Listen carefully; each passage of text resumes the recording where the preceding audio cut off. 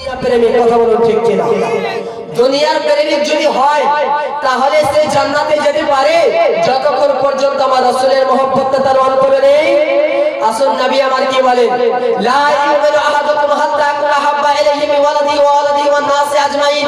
ততক্ষণ পর্যন্ত তোমরা মুমিন হতে পারবে না যতক্ষণ পর্যন্ত তোমরা নিজের মা বাবা আত্মীয় স্বজন পাড়া প্রতিবেশী এমনকি নিজের জান চাইতে আমার রাসূলকে না ভালোবেসেছো। মহব্বতে বলুন সুবহানাল্লাহ। মুহতারাম সামিনে কিরাম, এবার আসি আমি আপনাদেরকে বলতে চাই যে 40 জাহরম করা, কবর জিয়ারত করা, কোরআন খানি করা, মা বাবার জন্য কোরআন তেলাওয়াত করা, এই সমস্ত জায়েজ রয়েছে কি নয়? তারা কি বলে, মা বাবা আত্মীয় স্বজন মারা পাড়া প্রতিবেশী যদি মারা যায় তাদের জন্য খাওয়ান দাওয়ান করানো হারাম। জোরে বলেন নাউজুবিল্লাহ। মাজার জিয়ারত করা যাবে না, মা বাবার নামে কোরআন তেলাওয়াত করা যাবে না, মা বাবার জন্য দোয়া খায়র করা যাবে না। মুহতারাম সামিনে কিরাম, আসুন হাদিস শরীফের দিকে। দুনিয়ার কথা আমি শুনতে চাই না, আমি বলতে চাই সারা পৃথিবীর মানুষ যদি এক হয়ে যায়, একদিকে চলে যায়, আমার নবী মুস্তাফার হাদিস যদি একদিকে চলে যায়, যাবেন কোন দিকে? যাবেন কোন দিকে বাপ? যেই দিকে আমার নবীর হাদিস সেই দিকে। সারা পৃথিবী একদিকে চলে যাক, কোনো পারওয়া নেই। যেই দিকে আমার নবী মুস্তাফার হাদিস রয়েছে সেই দিকে যাবেন কি যাবেন না বাপ? সেই দিকে যাবেন। আপনি বলবেন মাওলানা যুগের পরিস্থিতিতে চলতে হবে, সারা দুনিয়া যদি একদিকে হয়ে যায় আমি তো একাই থেকে যাব, তাহলে আমার কি হবে? আমি তো একাই থেকে যাব। তো আল্লাহ সূরা মুজাদালার শেষ নম্বর আয়াতে বলে, হে আমার বান্দারা, যারা আল্লাহ এবং আল্লাহ রাসূলের মুস্তাক, যারা আল্লাহ এবং আল্লাহ রাসূলের শত্রু, তার সঙ্গে বন্ধুত্ব করো না, তার সঙ্গে কথাবার্তা বলো না। হে রব্বুল আলামিন যখন কথাবার্তা বলতে চাই না, মা আমার কাছ থেকে দূরে সরে যায়, বাবা আমার কাছ থেকে দূরে সরে যায়, আত্মীয় স্বজন পাড়া প্রতিবেশী আমার থেকে দূরে সরে যায়, আল্লাহ বলে সরতে দাও।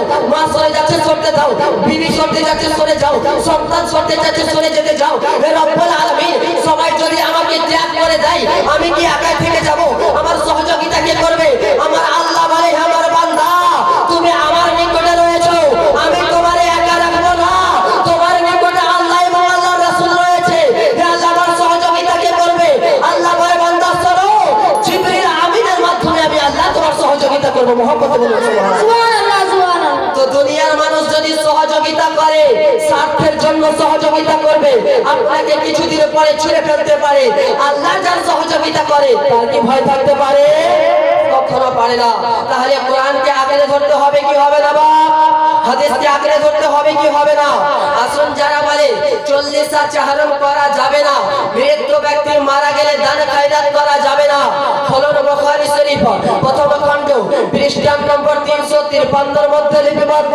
ওয়ানা আব্দুল্লাহ ইবনে আব্বাস রাদিয়াল্লাহু তাআলা আনহুমা, হযরত আব্দুল্লাহ ইবনে আব্বাস রাদিয়াল্লাহু তাআলা আনহু থেকে বর্ণিত, ইন্না সাআদ ইবনে উবাদাহ তুওফিয়াত, ইন্না সাআদ ইবনে উবাদাহ তুওফিয়াত ওয়া আম্মুহু গায়েবুন আনহা ফাকালা ইয়া রাসূলুল্লাহ ইন্না উম্মি তুওফিয়াত ওয়া হুয়া আনা গায়েবুন আয়ান ফাওয়া সাইয়ুন ইন তাসাদদাকতু বিহি ক্বালা নাআম। মুহাব্বতে বলুন সুবহানাল্লাহ। হযরত আব্দুল্লাহ ইবনে আব্বাস রাদিয়াল্লাহু তাআলা আনহু বর্ণনা করেন যে হযরত সাআদ বিন উবাদা রাদিয়াল্লাহু তাআলা আনহু নবী করিম সাল্লাল্লাহু আলাইহি ওয়াসাল্লামের নিকটে আসেন। ইয়া রাসূলুল্লাহ, ইয়া হাবিবাল্লাহ, আমার মাতা ইন্তেকাল করেছে। এমন সময় ইন্তেকাল করেছেন আমি যখন বাড়িতে ছিলাম না, আমি উপস্থিত ছিলাম না, আমার মা ইন্তেকাল করেছে। এখন যদি আমার মায়ের জন্য আমি সাদকা করি তাহলে কি সে দানটা আমার আল্লাহ তাবারাক ওয়া তাআলা আমার মায়ের নামে আমলে লিখে দিবে? কে জিজ্ঞাসা করছে বাপ? বিখ্যাত সাহাবী হযরত সাআদ বিন উবাদা। নবী আমার কি বললেন? নাম, হ্যাঁ তোমার মায়ের নামে আমলে পৌঁছে যাবে। মুহাব্বতে বলুন সুবহানাল্লাহ। এবার বলেন বাপ, নবী করিম সাল্লাল্লাহু তাআলা আলাইহি ওয়াসাল্লাম যদি বলেন যে তোমার মায়ের নামে যদি সাদকা করো তাহলে তোমার মায়ের নামে আমলে আমার আল্লাহ সওয়াবটা পৌঁছে দিবে, তো সেই কথা কি মিথ্যা হতে পারে? আসমান নিজের জায়গা পরিবর্তন করতে পারে, জমিন নিজের জায়গা পরিবর্তন করতে পারে, নবী মুস্তাফার কথা কি পরিবর্তন হতে পারে? পারে না। তো আমার আল্লাহ বলেন তুমি যদি তোমার মায়ের জন্য সাদকা করো তাহলে তোমার মা পাবে, উপকার হবে। এখন যদি কোনো মোল্লা বলে সেটা জায়েজ হবে না, তো মোল্লার কথা মানবেন নাকি রাসূলুল্লাহর কথা মানবেন? বুঝা গেল আমার রাসূলুল্লাহর কথা কথা মানবো। তখন হযরতে সাদ বিন উবাদা রাদিয়াল্লাহু তাআলা আনহু বলেন, ইয়া রাসূলুল্লাহ, ইয়া হাবিবাল্লাহ, ফা ইন্নী উশহিদুকা আন্না হাদিয়াল মিখরাফা সাদাকাতুন আলাইহা। ইয়া রাসূলুল্লাহ, আমি আপনাকে সাক্ষ্য করিতেছি এবং আমার যে মিখরাফ নামক বাগানটা রয়েছে আমি আমার আম্মা জানের জন্য সাদকা করে দিলাম, সাদকা করে দিলাম, সাদকা করে দিলাম। মুহতারাম সামিনে কিরাম, বলার উদ্দেশ্য হলো আমার হযরতে সাদ বিন উবাদা নবী মুস্তাফাকে সাক্ষ্য বানাই। হযরতে সাদ বিন উবাদা বুঝাতে চেয়েছেন, ইয়া রাসূলুল্লাহ, ইয়া হাবিবাল্লাহ, মাসলা আপনার কাছে জেনে দুনিয়াবাসীকে আমি একটা মাসলা শিক্ষা দিয়ে দিলাম যে রাসূলুল্লাহ অনুমতি দিয়েছেন এবং রাসূলুল্লাহকে সাক্ষী করে মিহরাব নামের বাগানটা আমার মায়ের জন্য সাদকা করে দিলাম। এবং হে দুনিয়াবাসী শোনো শোনো, এই মিহরাব নামের বাগানের সাদকা করার পরিবর্তে তার আমল যে রয়েছে, সওয়াব যে রয়েছে, আমার মায়ের নামে আমলে পৌঁছে দিলাম। মুহাম্মদে বলুন সুবহানাল্লাহ, সুবহানাল্লাহ, সুবহানাল্লাহ। মুহতারাম সামিনে কিরাম, এখন তাহলে যদি আমার মায়ের নামে আমি সাদকা করি তো আমার রাসূল সাল্লাল্লাহু তাআলা আলাইহি ওয়াসাল্লামের কথা মোতাবেক পৌঁছাবে কি পৌঁছাবে না বাপ? আর আমাদের জন্য আমার রাসূল সাল্লাল্লাহু আলাইহি ওয়াসাল্লামের কথা গ্রহণযোগ্য কি গ্রহণযোগ্য নয়? গ্রহণযোগ্য। এবার আসুন হাদিস শরীফের মধ্যে আরেকটি হাদিস কি বলছেন? নবী আমার বলেন, ইজা মাতা ইনসানু ইনকাতা আমালুহু, যখন মানুষ মৃত্যুবরণ করে তখন তার সমস্ত নামায়ে আমল বন্ধ হয়ে যায়। এখন আমি বেঁচে আছি, আমার জন্য, আপনার জন্য, সমস্ত মা বোনদের জন্য, বয়োজ্যেষ্ঠ বাবা ভাইয়ের জন্য নামাজ পড়া ফরজ, রোজা রাখা ফরজ, হজ করা, সমর্থ থাকলে হজ করা ফরজ, যাকাত দেওয়া ফরজ, সমস্ত নেক ইবাদত করা যায়, মা বাবার খিদমত করা ফরজ। আচ্ছা বলুন, আপনার যখন আত্মাটা বেরিয়ে যাবে, আপনি যখন ইন্তেকাল করে যাবেন, নামাজ কি আপনার জন্য ফরজ থাকবে? রোজা কোন ধরনের ইবাদত করা যাবে না। আর ইবাদত যদি আপনি না করেন তো আপনার নামায়ে আমলে নেকি কিভাবে পৌঁছাবে? পৌঁছাবে না। কিন্তু নবী আমার বলেন, যখন মানুষ মৃত্যুবরণ করে তার নামায়ে আমল বন্ধ হয়ে যায়, ইল্লা সালাসা, কিন্তু তিনটি জিনিস বাকি থাকে যে মৃত্যুর পরও সে নেকি পেতে থাকে। মুহাম্মদে বলুন সুবহানাল্লাহ। কি পেতে থাকে? নেকি পেতে থাকে। তিনটি জিনিস কি রয়েছে?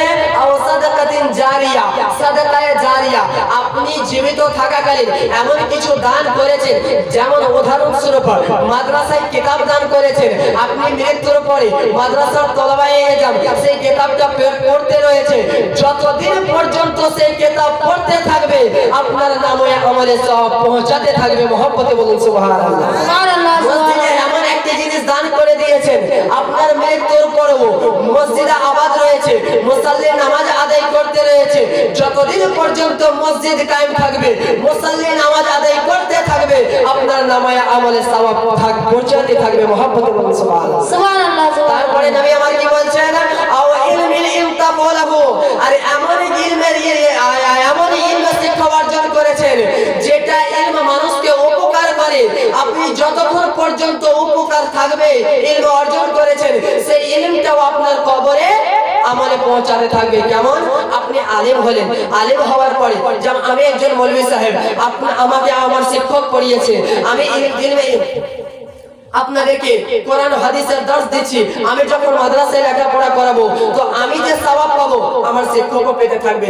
আর সে অথচ সে দুনিয়া পরিবর্তন করে গিয়েছে, কিন্তু সে এই নেকিটা তার নামায়ে আমলে থাকবে, কারণ যে তিনি এমন জ্ঞান অর্জন করেছে, জ্ঞান অর্জন করার পরে আমাকে শিক্ষা দিয়েছে।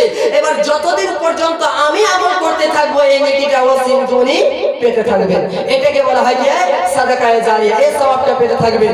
3 নম্বরে যে কথা রয়েছে সবাই কর্ণপাত করে শুনবেন, কি বলছেন? আও ওয়ালাদিন সালিহিন, নেক সন্তান। কি নেক সন্তান? নেক সন্তান হলে কি করবে? মা বাবার জন্য নেক সন্তান কি করবে? তো রাসূল সাল্লাল্লাহু আলাইহি ওয়াসাল্লাম বলেন, ইয়াদউ লাহু, তিনাদের জন্য মাগফিরাতের দোয়া করবে। মুহাম্মদে বলুন সুবহানাল্লাহ, সুবহানাল্লাহ। তাহলে নেক সন্তান কে বাপ? যেই সন্তানটা বলে মা বাবার জন্য দোয়া করা বিদআত নাজায়েজ, সে কি নেক সন্তান হতে পারে? আপনি বলছেন আমি হাদিস পড়ে দেখলাম, আলিম হলাম, আলিম হওয়ার পরে বলছে মা বাবার জন্য দোয়া করা যাবে না, দোয়া করলে গুনাহ হবে। আর আমার নবী বলেন আও ওয়ালাদিন সালিহিন, নেক সন্তান সেই ব্যক্তি ইয়াদউ লাহু, যে তার মা বাবার জন্য দোয়া করে। মুহতারাম সাহাবীয়ে কেরাম, বুঝা গেল নেক সন্তান হওয়ার জন্য শুধু আলিমই প্রয়োজন নয়, কেননা আলিম হওয়া সত্ত্বেও বলে মা বাবার জন্য দোয়া করা বিদআত, তখন সে নেক সন্তান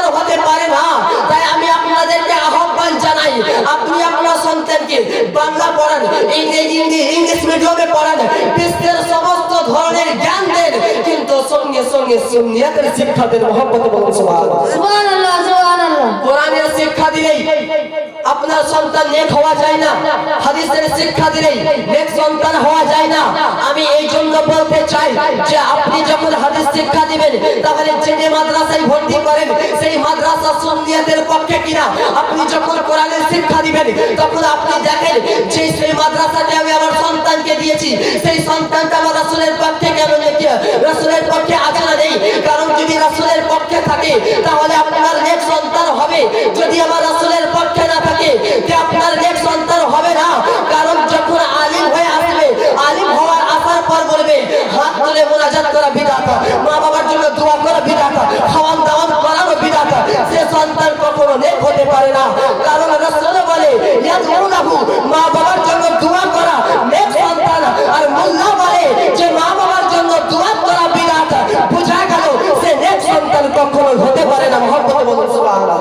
সুবহানাল্লাহ সুবহানাল্লাহ। সামনে কিরাম এবার বলুন বাবা, শুধু আলেম মা বাবার জন্য দোয়া করলে শুধু আলেমই প্রয়োজন নয়।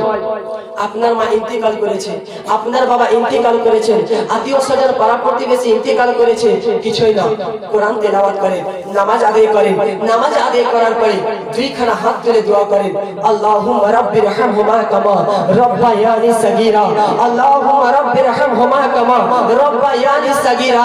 হে আল্লাহ, আমার মা এবং আমার বাবাকে, আমার মা এবং আমার বাবাকে আপনি ক্ষমা করে দিন, আপনি ক্ষমা করে দিন। আমার আল্লাহ বলে বান্দা, তুমি দুনিয়ার বুকে আমাকে রহমান বলে, আমাকে আল্লাহ বলে ডাক দিয়ে তোমার মা আর তোমার বাবার জন্য রূহের মাগফিরাত চাও। আমি তো রহমান, আমি তো রহিম, আমি তো সত্তার, আমি তো গফফার। আমি কিভাবে সহ্য করতে পারি? যাও তোমার মা বাবাকে আমি মাফ করে জান্নাতে প্রবেশ করিয়ে দিলাম। মহব্বতে বলুন সুবহানাল্লাহ। সুবহানাল্লাহ আর সুবহানাল্লাহ। শুধু তাই নয়, হযরতে আসন হযরতে ঈসা আলাইহিস সালামের জামানায় হযরতে ঈসা আলাইহিস সালাম একটি কবরের পাশ দিয়ে অতিবাহিত হচ্ছেন। দেখছে সেই কবরের মধ্যে থেকে একটি ভয়ঙ্কর আওয়াজ বেরিয়ে আসে, আযাবের আওয়াজ বেরিয়ে আসে। সে অনেক চিৎকার করে কান্না করছে, আল্লাহর কাছে দোয়া করছে, আল্লাহ বাঁচাও, আল্লাহ আমাকে বাঁচাও, আমাকে বাঁচাও। মুহতারাম সামিনে কিরাম, কিছুদিন পরে সেই হযরতে ঈসা আলাইহিস সালাম আবার ওই কবরের পাশ দিয়ে যাচ্ছেন। সেই কবরটা যেন জান্নাতি সুগন্ধে, জান্নাতি সুগন্ধে আপনার পরিপূর্ণতা রয়েছে। হযরত ঈসা সঙ্গে সঙ্গে দুইখানা হাত উত্তোলন করে বলে, আল্লাহ, কিছুদিন আগে যখন এই কবরস্থানে এসেছিলাম, এই কবরে অতি ভয়ঙ্কর আযাব হচ্ছিল। এখন আসছি তো আযাব তো দূরের কথা, জান্নাতে পরিণত হয়ে গিয়েছে। ব্যাপারটা কি? হে রব্বুল আলামিন, এই পূর্ণ ঘটনাটা আপনি আমাকে দয়া করে একবার বলুন। আমার আল্লাহ বলে, হে আমার মুসা, হে আমার ঈসা, শোনো, তাকে জান্নাতে পরিণত এর জন্য করেছি। এই সন্তান, এই ব্যক্তি যখন মৃত্যুবরণ করে, তার স্ত্রী গর্ভবতী ছিল, আর যখন মৃত্যুর পূর্বে তার স্ত্রীকে নসিহত করে, আমার বিবি, যদি আমার ছেলে সন্তান হয় তাকে মাদ্রাসায় ভর্তি করে দিও, যাতে সে আলিম হতে পারে, আর যদি মেয়ে হয় তাকে মক্তবে পাঠিয়ে কোরআনের শিক্ষা দাও। মুহতারাম সামিনে কিরাম, সে তো ছিল সর্বদা গুনাহগার, সে তো ছিল জাহান্নামী। আমি তাকে জাহান্নামে রেখেছিলাম, কিন্তু সেই সন্তানটা বড় হয়ে মৌলানা সাহেব তাকে কোরআন তেলাওয়াত মক্তবে পড়ায়। বলো বেটা বিসমিল্লাহির রহমানির রহিম, বিসমিল্লাহ খালি করার পরে আলিফ বা তা সা পড়িয়েছে। আমার আল্লাহ বলে, হে ফেরেশতারা শোনো, তাকে জাহান্নাম থেকে বের করে জান্নাতে প্রবেশ করিয়ে দাও। ফেরেশতারা আরজ করলেন, ইয়া রব্বুল আলামিন, সে তো জাহান্নামী, এমন কি নেক কাজ করলো তাকে জাহান্নাম থেকে বের করে জান্নাতে প্রবেশ করিয়ে দিচ্ছেন। মুহতারাম সামিনে কিরাম, তো আমার আল্লাহ বলে, হে ফেরেশতারা শোনো, যার সন্তান জমিনের মধ্যে আমি আল্লাহকে বলে আল্লাহ রহমান, বিসমিল্লাহির রহমানির রহিম, আল্লাহর নাম থেকে শুরু করছি, যিনি অতি দয়াবান দয়ালু, যার সন্তান জমিনের মধ্যে আমাকে দয়ালু বলে, আমাকে রহিম বলে, আমাকে রহমান বলে, আমি আল্লাহ তার বাবাকে কিভাবে জাহান্নামের আগুনে রাখতে পারি সেটাকে জায়েজ মনে করলাম না। তার সন্তানের জন্য বিসমিল্লাহ বলার কারণে আমি তাকে জান্নাত থেকে বের করে জাহান্নাম থেকে বের করে তাকে জান্নাতে প্রবেশ করিয়ে দিলাম। মহব্বত বলুন সুবহানাল্লাহ।